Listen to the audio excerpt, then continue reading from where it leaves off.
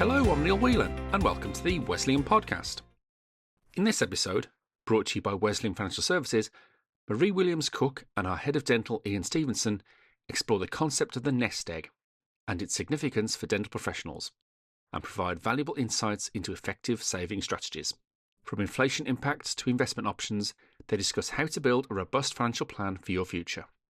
Before we get into it though, this is the reminder this podcast is for information only and doesn't constitute advice. But if you do need to talk to someone about your finances, I'll be back at the end to tell you how to make contact with us. But for now, I'll hand you over to Iain. And first up, Marie. Hello and welcome to the latest Wesleyan podcast. Today we're speaking to Iain Stevenson, Head of Dental at Wesleyan Financial Services. Iain, thank you so much for joining us today. A very topical conversation with Easter looming. So firstly, can you explain how the term nest egg resonates so well for dentists when it comes to financial planning? Yes, of course, and thank you for giving me the opportunity to discuss this. It's a really important thing to consider because it's not necessarily at the front of everybody's mind, and it means different things to different people. I think the first thing to do is to separate nest egg from emergency fund. It's two entirely different things. So first of all, the emergency fund, if I start off with that, we all want to be ready for the unexpected happening in our personal lives. And anything could go wrong. Something could happen that you need cash at short notice. Something could happen at home.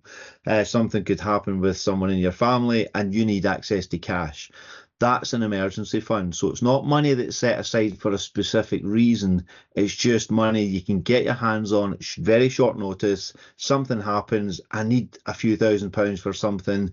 That's your emergency fund. In terms of identifying how much that should be, it's different for different people. So basically what you're looking to do is make sure that, as a guide, we generally talk about 3 months income really as a starting point. But again, different people feel that they want different levels of reassurance that they've got a certain amount of money in the bank. So that's fine. But as a guide, we would normally say kind of 3 months income as a minimum. So that's the emergency fund. So it's not for a specific reason. A nest egg is different because that's at some point down the line, at some point in the future, you'll need money for something. And it could be a whole host of things. So if you were to sit and think, right, if I think about over the next 5, 7, 10 years, what kind of things might happen in my world that I would need cash for? So I might need a new car. I might need a new kitchen. I might want to move house. I might want to buy a practice. I might have children going through further education, for example. There's all sorts of things that could happen to us, but we don't know what they are yet. And you don't know when it's going to happen. That's what the nest egg's for. Okay, the nest egg is really for, at some point down the line, you will need access to money for something that's going to help you in your life at that point. You don't really know how much, and you don't really know when you'll need it. But you know that a variety of different things can happen. So that's really what a nest egg is. It's not something with a definitive time scale, and it's not a definitive amount. It's not for a very specific purpose. It's just money that you can reach to if you needed it for life's events, things that might happen over the next 5, 7, 10, 12 years. Okay, so it's really important then for dentists to set their objectives. What steps should dentists take to determine the amount they need for their specific financial goals? Or maybe it's expanding their practice? Yeah, it's a really good question.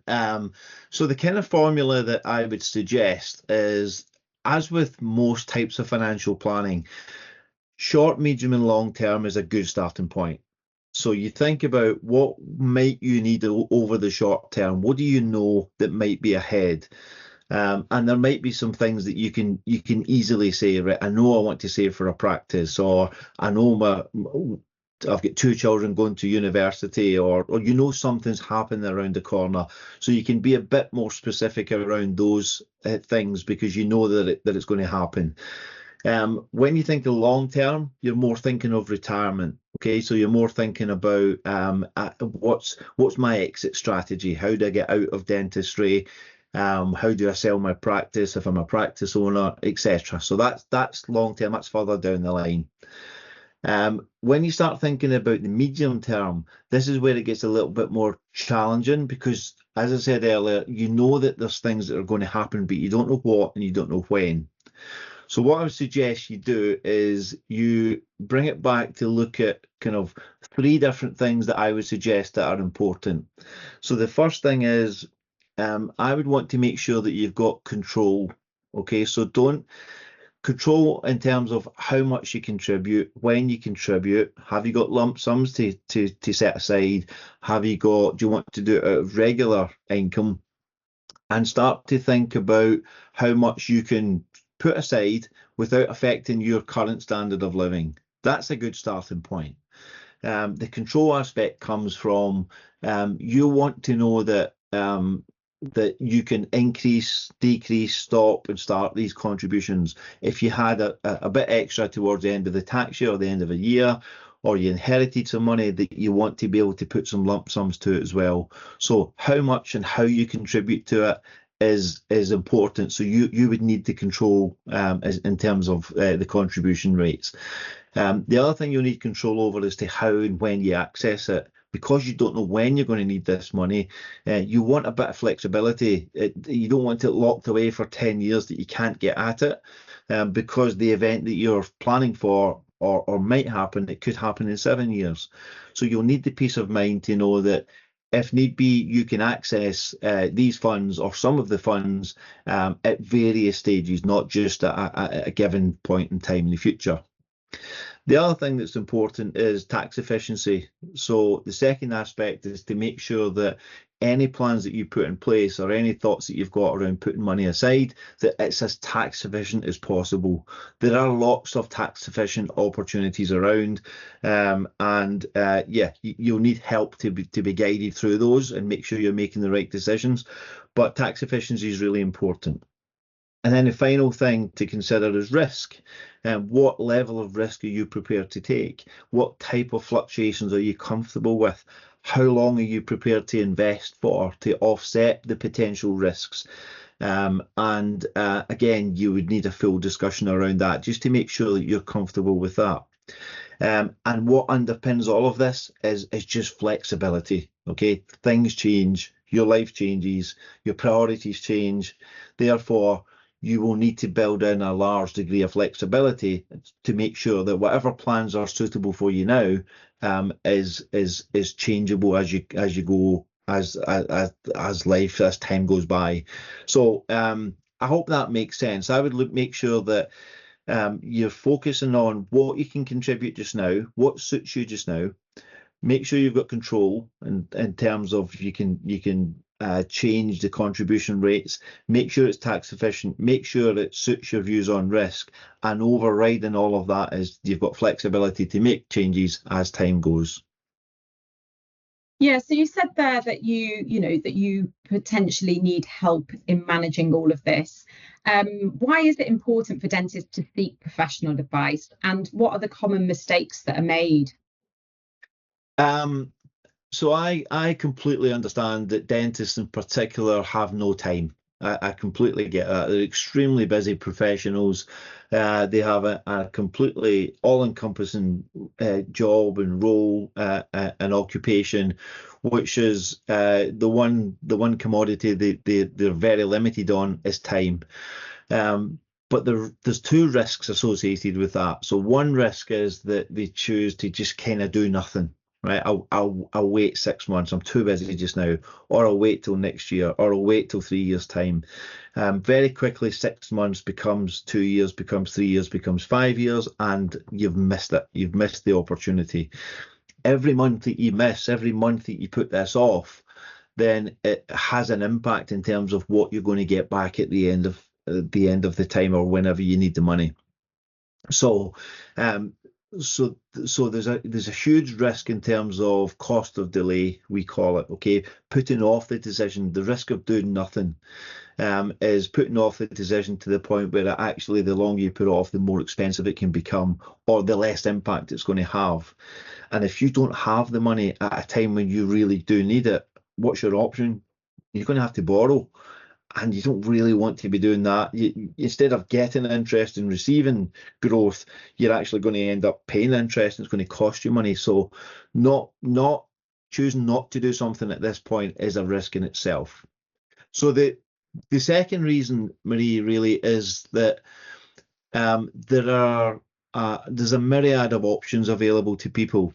Because dentists are so busy, it might be tempting to just listen to what someone else in the practice has done, or a family member, or just Google, really just go on and try and find out, I've got some money to save, I want to save for the future, and go with that. What you have to be really mindful of, and the advantage that advice brings, is that everybody's different. So everybody's circumstances are different. It's really important that you get a plan and a strategy that suits you. So what suits somebody else wouldn't necessarily suit you.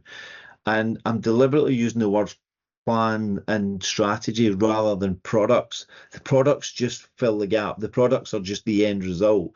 It's more of a strategy that suits you, a plan that suits you, your needs, your risk appetite, the tax position that you're in, the amount that you're wanting to contribute, the regularity in which you want to contribute, the access that you might need.